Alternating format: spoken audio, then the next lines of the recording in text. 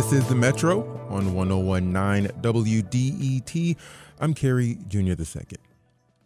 Recently, a number of women were killed by their former partners or significant others, and that's made local headlines.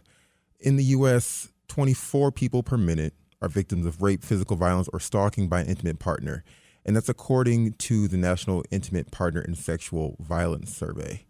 And women in particular are disproportionately victims of physical violence. Approximately 42% of Michigan women experience intimate partner physical violence compared to 23% of Michigan men. And that's from the National Coalition of Domestic Violence. Now, there are systems in place to help victims of domestic abuse protect themselves, but sometimes, like in the case of Latricia Green, who was killed by her ex-husband at Henry Ford Hospital, the process and the systems fall short. Here to discuss how everyday people can step in and help reduce instances of domestic violence is the co-executive director of the Michigan Coalition to End Domestic and Sexual Assault, Cherie Thomas. Cherie, welcome to the Metro. Thank you. Thank you for having me. So I want to get an idea of the state of what domestic violence is in Michigan and the trends. Are we seeing any trends as opposed to the instances that were across the state? As a whole, domestic violence in our state is pretty consistent. I think the trends that we're seeing right now is that we're recognizing and understanding it more. Okay. Ever since COVID happened, there has been an emphasis on domestic violence in the sense that during COVID, people were home and locked in. So there really wasn't a place for people to go and get refuge from domestic violence. So it appeared that there was more domestic violence, there was more visibility of domestic violence. And right now, what we're seeing is with all of the funding issues that are happening within our state, there's also more recognition of domestic violence because victims need a place to go and they need a place to receive support. And when the funding is dwindling, those supports are also dwindling as well. I see. And so your organization, the Coalition to End Sexual Assault and Domestic Violence, you all work with local organizations who work directly with people to help give and provide places to go, places of refuge. Can you just talk a little bit about the process that it takes to make sure that's available for folks who are experiencing violence? Yeah, so at the Michigan Coalition to End Domestic and Sexual Violence, we provide support to organizations that provide shelter, that provide emergency counseling, that provide advocacy within the courtrooms, that provide housing advocacy, like all of the supports that a person would need to be able to self-sustain on their own. And we provide them with training and support to be able to do those things. What we're seeing right now is that as people are trying to access those things, all they need to do to access them is to say that they are a victim of domestic or sexual violence. That's the only criteria to receive the services, right? However, there's a limited number of beds that are available within these services. There's a limited number of advocates that are available to provide the services. And there's more need than there are services that are available. And so when you talk about having access to those things, it's really important that we create other infrastructure and shore up the current infrastructure so that people can access those things and not have to find a way to try and protect themselves when they've been victimized. I want to start with some of the social factors that might influence why someone might become a victim of violence. Because if we identify some of these social factors, the hope is that people who aren't directly impacted can also identify them themselves, and I imagine feed into some of the additional supports that you speak of, not just the material supports that, as you said, are limited. What are some of the expectations in relationships? We're talking about intimate partner violence. What are some of the expectations in those relationships that might lead someone to inflict violence on a partner? Well, thank you for asking that question, because one of the things that we talk about is this thing called power and control. So when you're in a healthy relationship, you and that person have an opportunity to decide whether or not you want the relationship to continue on, right? You decide, like, maybe on the first date, I thought you were the best thing since sliced bread. The second thing, you're okay. Third date, we're like, no, this isn't really for me. In a healthy relationship where all things are equal. In an unhealthy relationship, one person has the say-so over the other, and they create a dynamic where after time, your ability to maintain control over your own life is dwindled away, right? So, for example, you may have been driving yourself to work, right? I drive myself to work every day. In a relationship that's unhealthy, it starts out looking good where your partner is like, I'm going to take you to work. It sounds good because you get to save on gas. You don't have to drive. Maybe they stop off and buy you food. It's a great thing, right? And then after a while, your choice to take yourself is not an option because they're going to take you to make sure you aren't talking to anyone else, you aren't seeing anyone else, right? So things that start out seemingly as gestures of kindness aren't actually gestures of kindness. They're gestures that are slowly taking away your own autonomy, right? And so it's very, and it's very insidious how it happens because, again, it starts out as acts of kindness, right? Like, cell phones. I have an iPhone, right? And you know the 17 just came out. It did. Right? So your partner gets you that nice little 17. You're super excited. But what you don't recognize is there's so many pieces on that phone that can help track you, identify who you're talking to and all of those things, right? So now your partner is like, okay, so you were talking to Carrie. Why were you talking to Carrie for so long? And you're like, what? This was a work phone call. But now it's a tool to monitor you and to actually take away your autonomy, your ability to have friends outside of this particular person, right? So it's all of these little small things that happen over time that takes away somebody's autonomy. So when we talk about what does it look like, a healthy relationship looks like I can make choices for myself when I want to make choices for myself.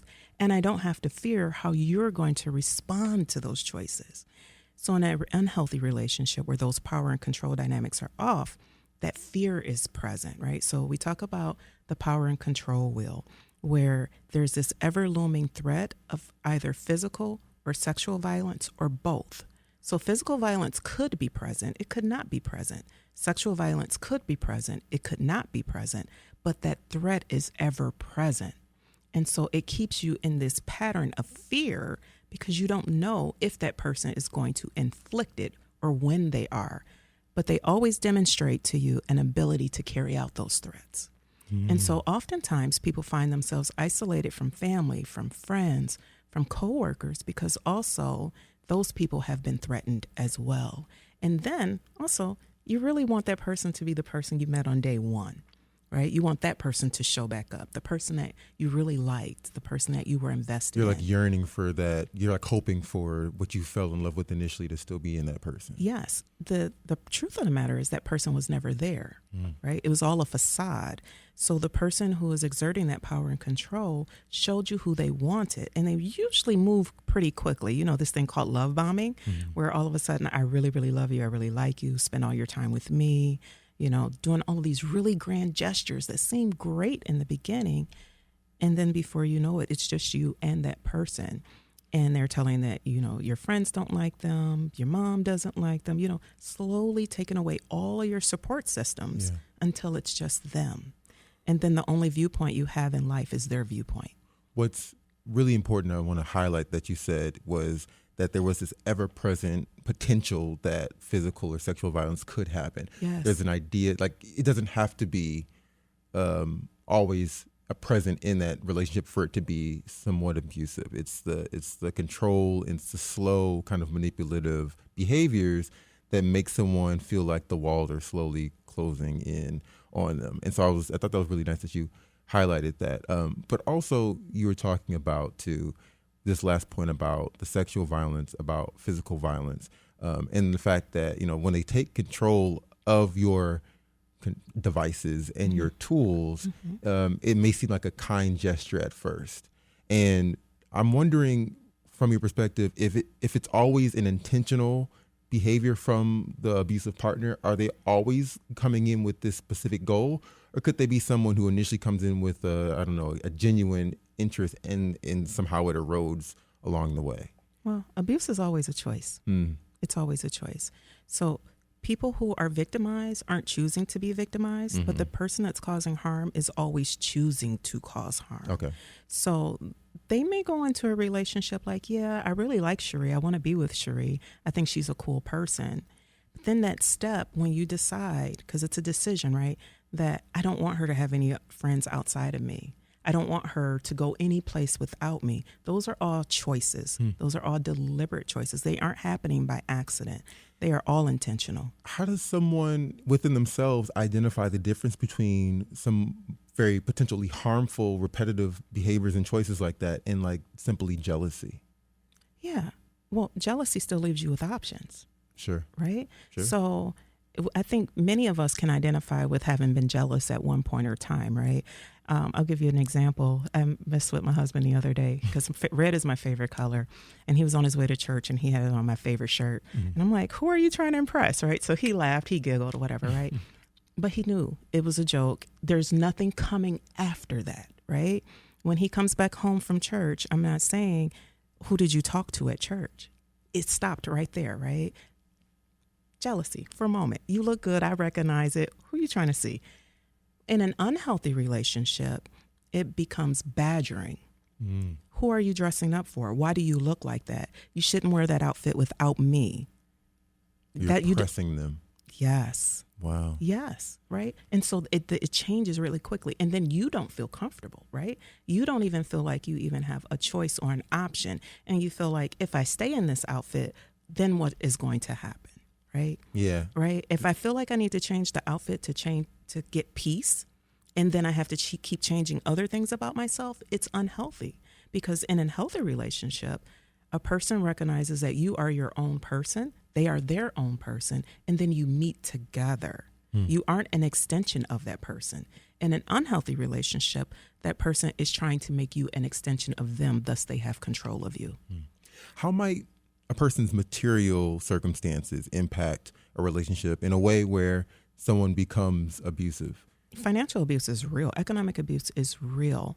You know, one of the things that I share with people is we all love direct deposit. We think direct deposit is the greatest thing, right? Because sometimes it comes earlier than your actual payday and all those things. In an unhealthy relationship, when someone is taking control of someone else's finances, they also see that direct deposit. They know exactly when you're going to get paid, how much you're going to get paid, what bank it's coming from, all of those things, right? And so you are now beholden to this person for a particular amount of money coming in and being used in the way that they say that it's going to be utilized. There are a lot of times in which I've supported survivors in moving to paper checks so that they can have control of their income. Because then you can talk about, well, I only got paid this amount of money, or I didn't get paid. You know, you get control. You get to take some of that control back. People have had bills put into their name, right, from a partner, like, let's move in together. But now you find that all of the utilities are in your name, the lease is in your name. If they stop paying those things, whose credit is ruined? It's your credit, right? And the bill collectors aren't trying to hear, yeah, my partner didn't pay the bill this month, right? They just want their money. Right. They're not trying to hear the reality of the situation, that you're being economically exploited by someone who is choosing to put you in a position where now you can't get rent anywhere else because you've been evicted, right? You can't get another credit card because your credit is ruined. You can't go get a car because all of those things are all tied together and your credit score is dropping. So it's all related, and it keeps people in bondage. And so one of the things that we find really, really hard is that when people come into shelter and they're looking to get a place of their own, that credit issue is a huge barrier. Wow. And trying to help them rebuild their credit, trying to talk with landlords about, you know, giving this person an opportunity. It's really hard, especially when the fees for applying for a rental is so high right now. You know, you can spend anywhere between $50 and $100 just on an application for an apartment with no guarantee that you're going to get it. And those are precious dollars when you're talking about somebody seeking safety. Yeah, absolutely. You're listening to The Metro on 101.9 WDET. I'm Carrie Jr. II. My guest is Cherie Thomas. She's the co-executive director of the Michigan Coalition to End Domestic and Sexual Assault. Amid the recent string of killings as a result of domestic violence, we're discussing how people can support those who are experiencing domestic violence. So Cherie, as it pertains to preventative tactics, the initial impulse is to think of how potential victims can be more aware of the signs. But you believe that framing is somewhat flawed as an initial approach. I do.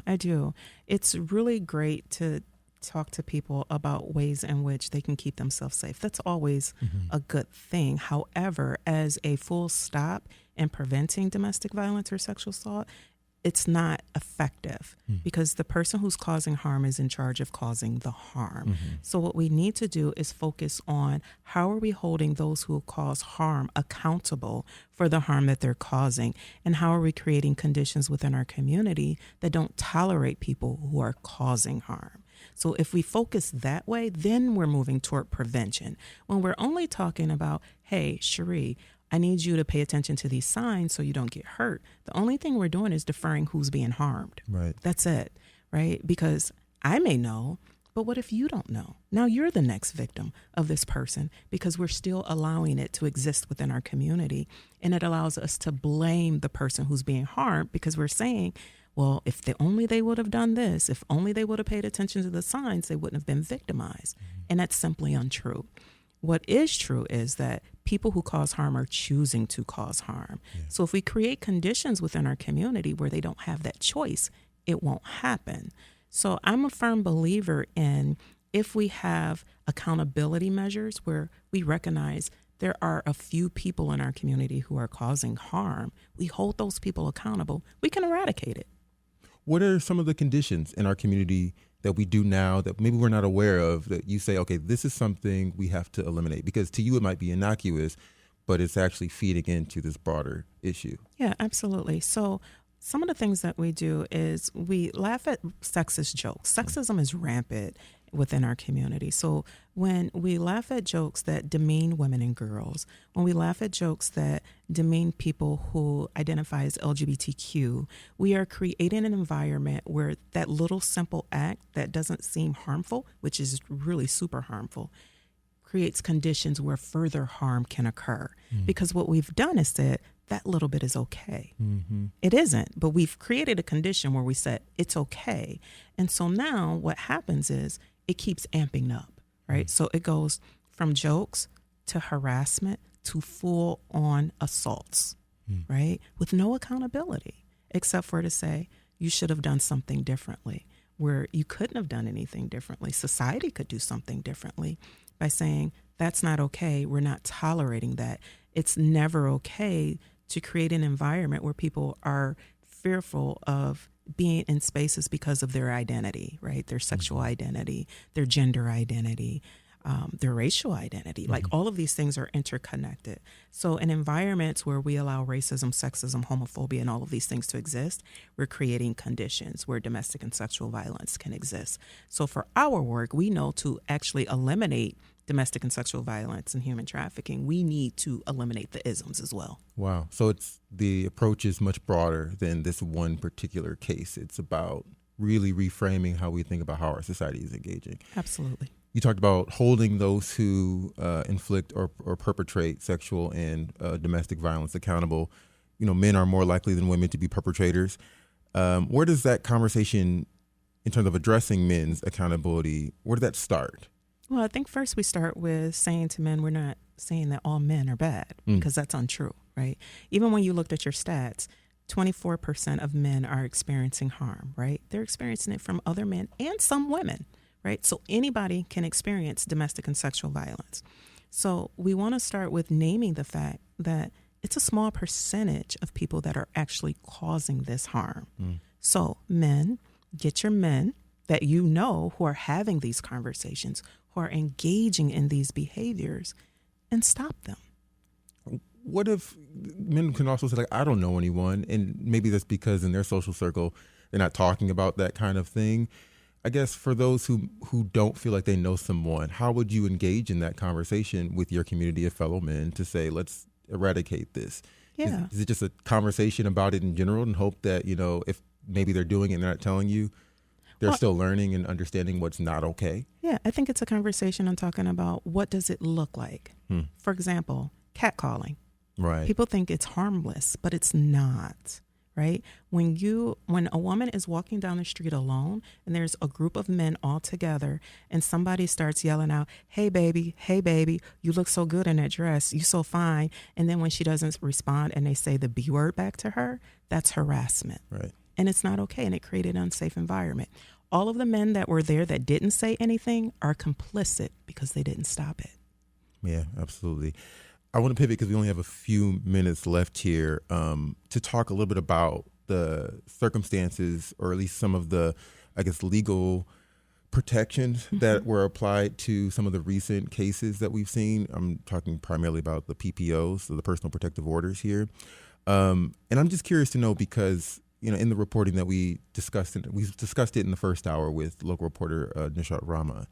And she talked about how local advocates feel like it's not enough. PPOs don't do enough. I'm curious from your perspective, where do you think that our state government, the legal protections that we have in place, are sufficient enough to help prevent victims of domestic violence from being exposed to it?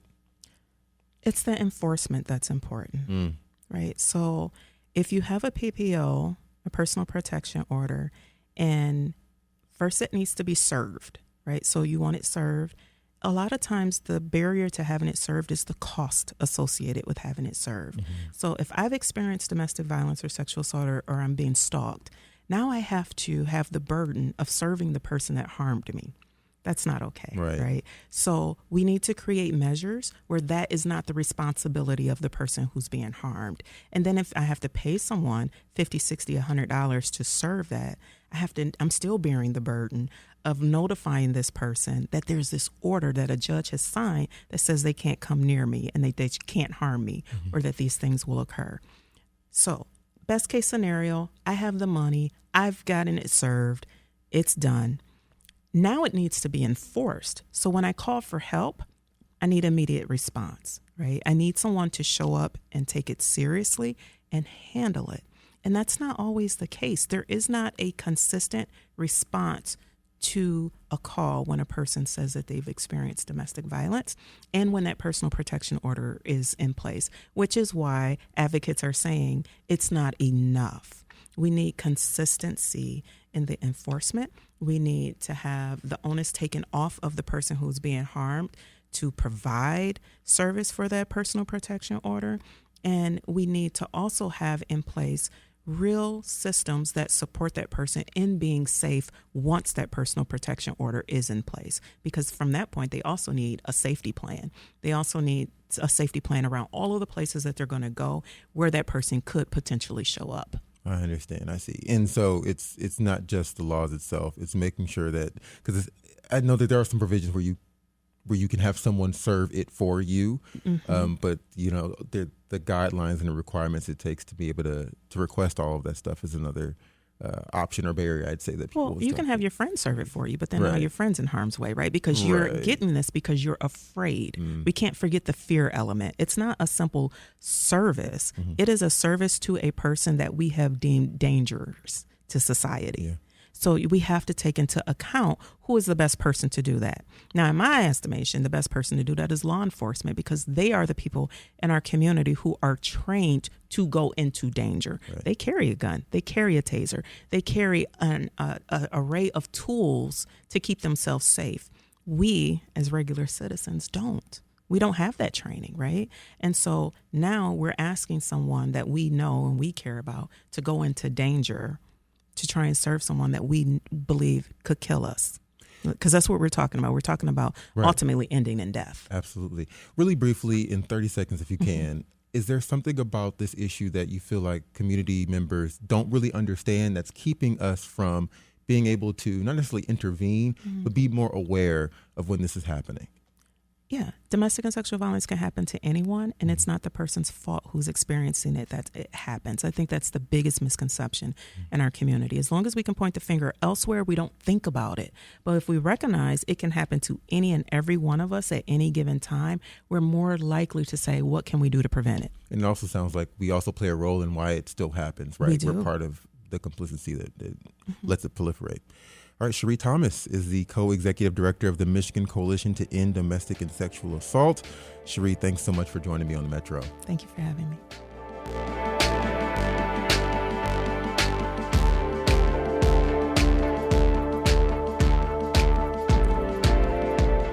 All right, if you ever want to go back and listen to a conversation you heard on the Metro, or maybe you told a friend about something you learned and you want to link to it, we've got you covered. You can find all of the Metro conversations at wdet.org/Metro, or just find the Metro podcast on Apple Podcasts, Spotify, or YouTube. All right, coming up, a new initiative aims to level the playing field and improve access to the arts for Detroit kids. I'll be joined in studio by Nafisa Simonette, who is one of the people leading the initiative, and Detroit techno pioneer Mad Mike Banks, who's one of the many artists and leaders getting behind it. Stay right there. We'll be right back on the Metro.